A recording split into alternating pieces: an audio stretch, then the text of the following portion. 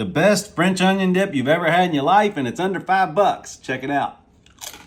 Starts with 1 large Vidalia onion, but we're only going to use half. Now slice your onion into small pieces. Toss into a large skillet.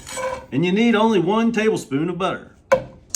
A small squeeze of garlic paste. A little bit of beef stock, but not too much. Just let them keep cooking, add more broth when necessary.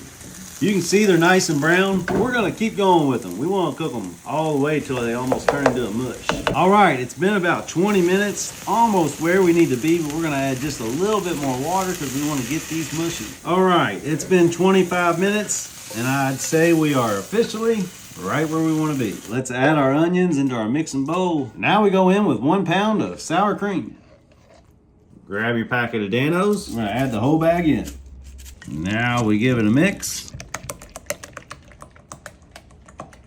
And now add it to a bowl. Get you some chips and go in for a dip.